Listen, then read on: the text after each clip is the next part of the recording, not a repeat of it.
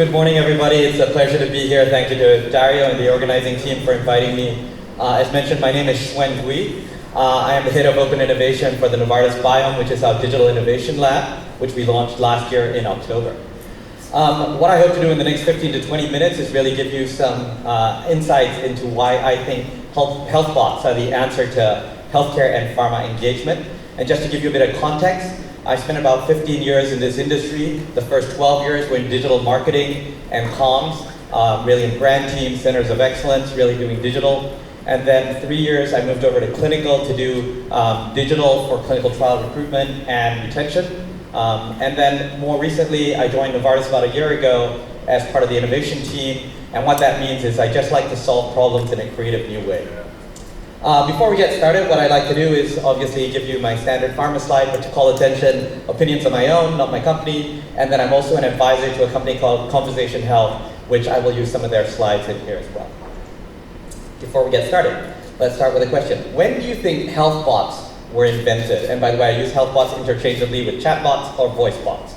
When do people think? Just put up your hand when I call the letter out. How many think 1960s? Like 4 people.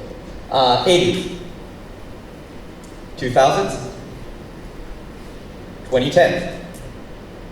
No millennials in the room? Just kidding. All right, the right answer is actually 1960, so congrats to all the 5 people that answered that. And let me tell you why, because in 1966, this guy, Joseph Weizenbaum, actually created this script back when computers were just, they looked like that. You had 2 colors, and actually they were all text, right? And he created this script called ELIZA, which basically mimicked a Rogerian psychotherapist and would basically respond with non-directional questions to the person that was typing it. Now, if you take one of those original scripts that he created and you put it in a new type of platform, a new messenger type channel, that's what it looks like. And how many people think that looks just like a chatbot? So you see, for the first time ever, pharma was ahead of everybody else, or healthcare was, right? And I will claim that any day of the week. But let's get started with, in 3 chapters. So first chapter, 5 reasons why healthcare and pharma is uniquely suited to health bots. The first one is, pharma and healthcare is driven by decision trees. Whether it's medical information inquiries or a decision tree for colonoscopy or some kind of procedure, we are all driven by decision trees. We all have everything pre-approved and decided on what the next step is based on the decision ahead of time. And that's exactly the way that you design a chatbot or a voice bot. The second one is we're heavily regulated. And so we also need to get all our content pre-approved or our scripts pre-approved. Scripts meaning things that you read, for example, at a call center, not the kind we write for patients, right? But when we have so much pre-approved content and then be driven by decision trees, that's the fundamental framework by which a health bot is driven, right? You've got a bunch of pre-approved content and then the decision tree decides what the next piece of content is that you deliver to the user.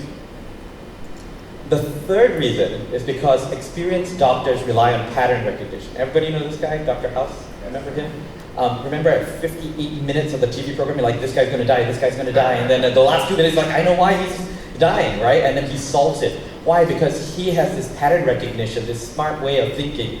And all the best doctors base it on experience and recognizing the patterns that lead up to a diagnosis at the end.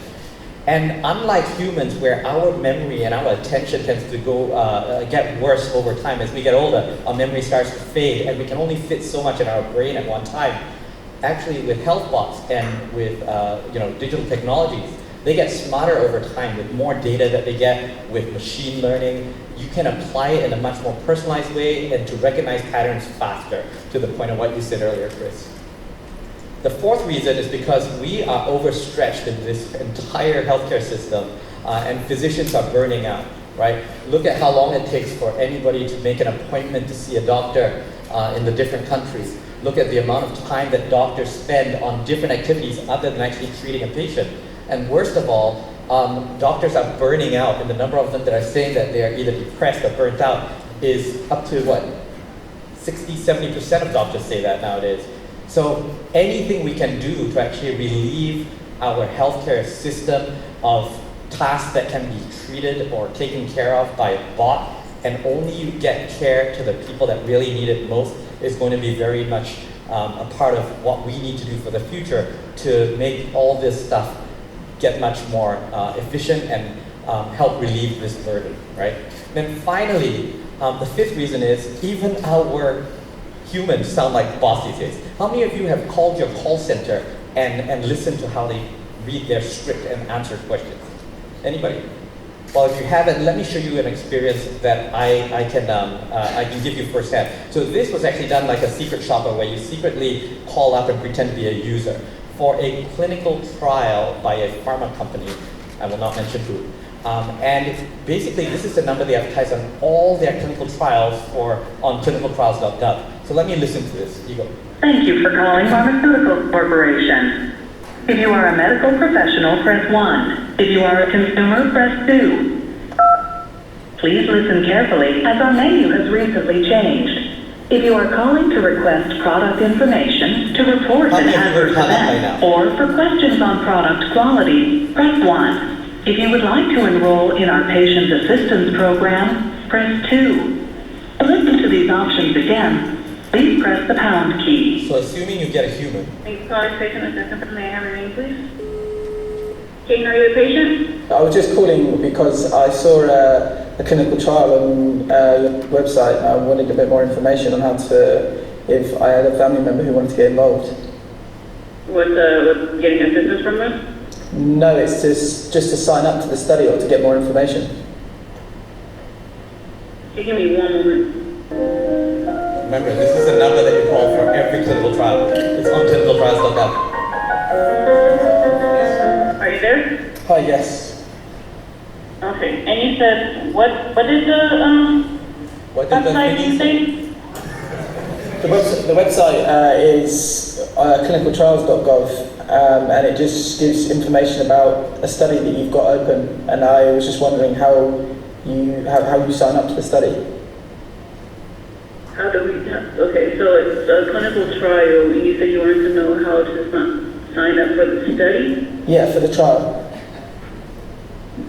How do you? We don't do studies. Okay. Yeah. So this is what you get in most call centers. Is that kind of script reading and people that might not be prepared to answer the right questions.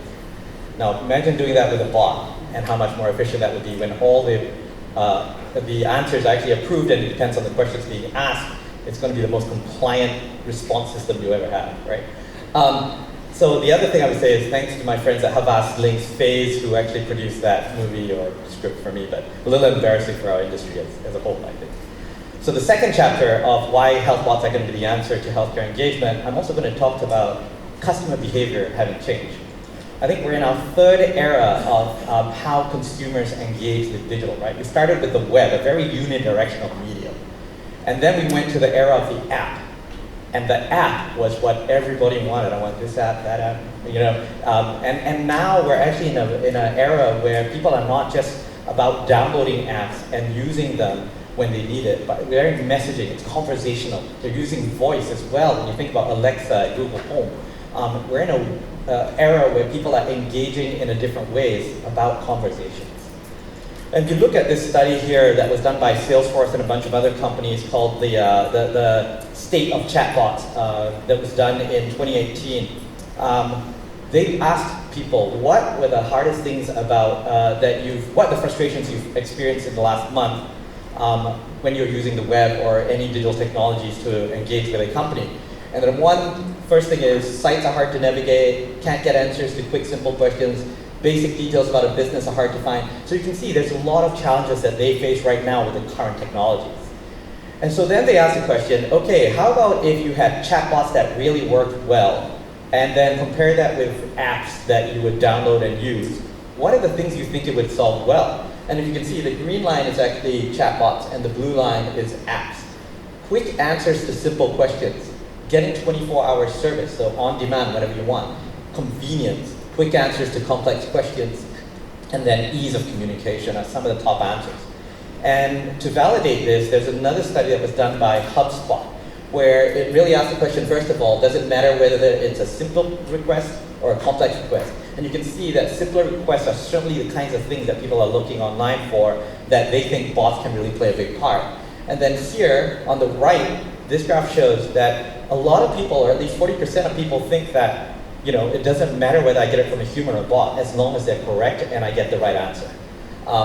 And then one other call out I will mention in this study is 57% are interested in getting information from bots when browsing a business's website. How many of your websites actually have bots on them right now that can answer simple questions, right?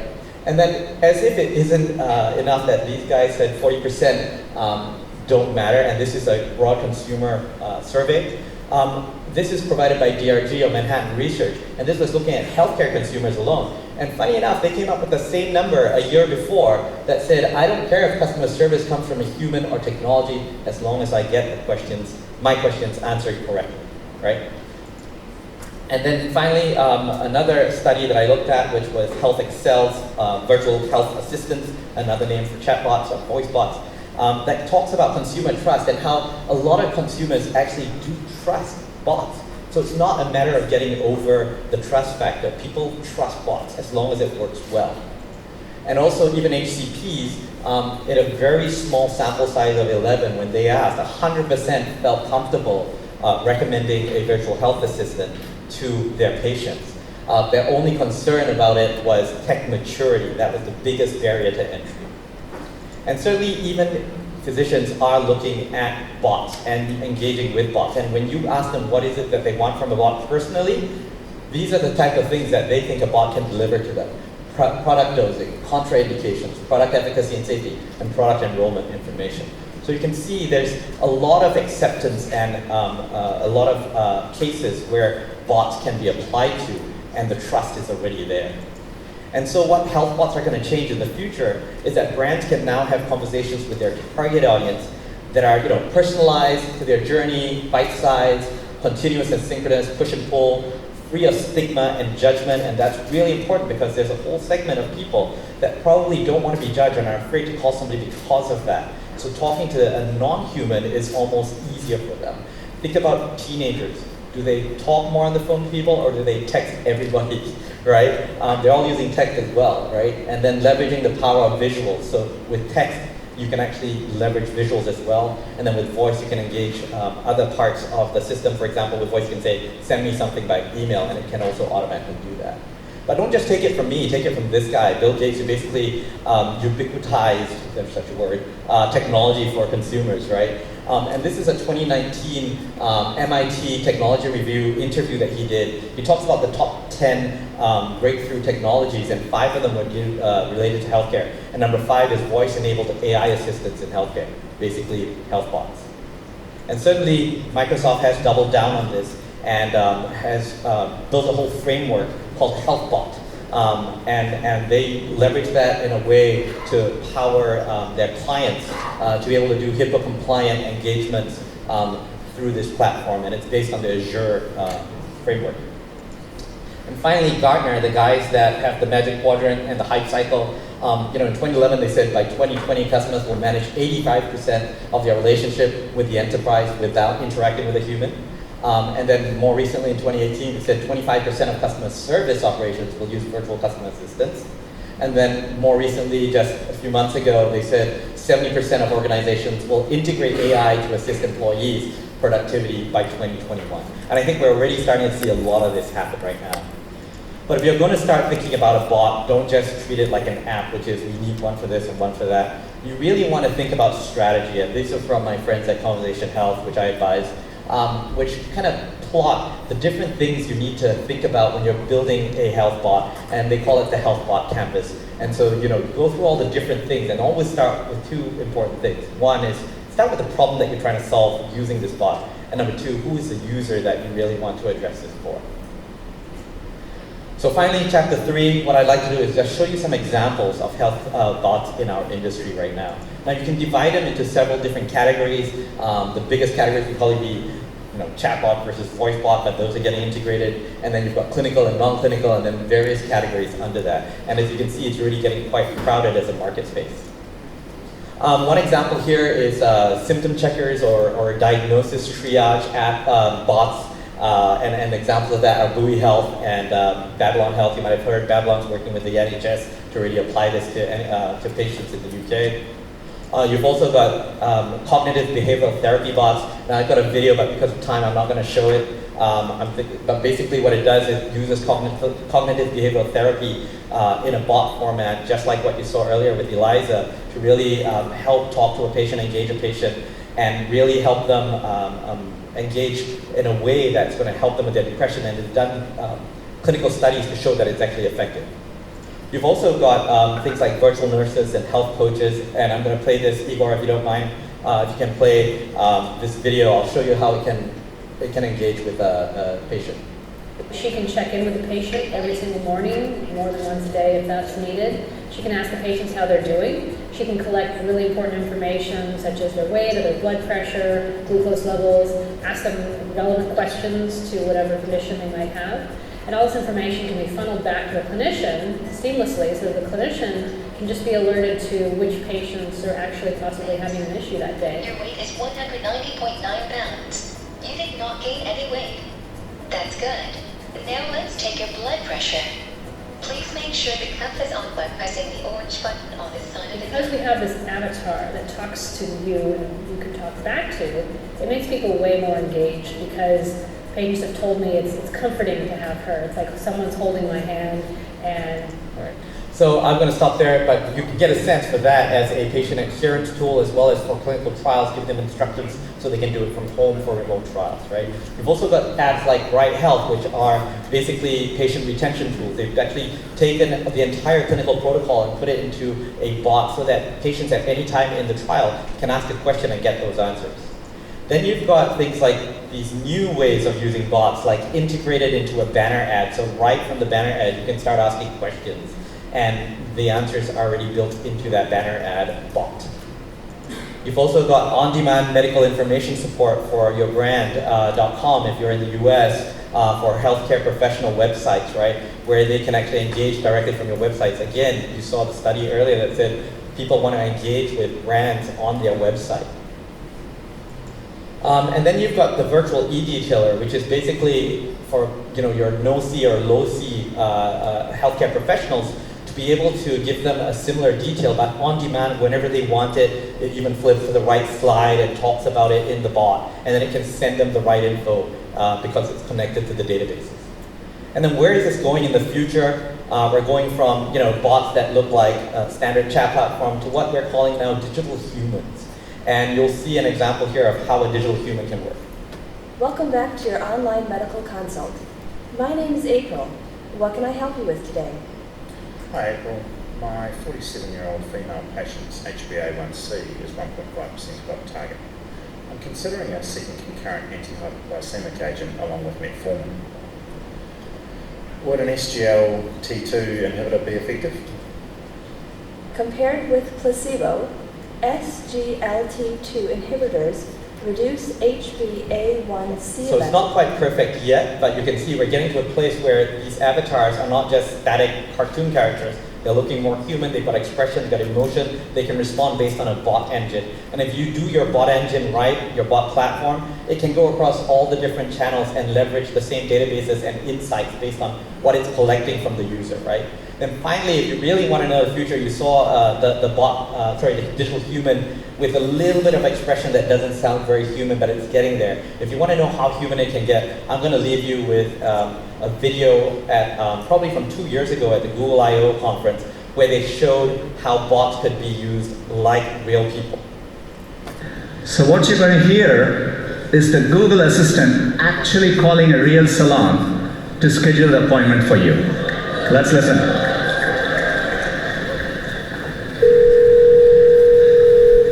How can I help you?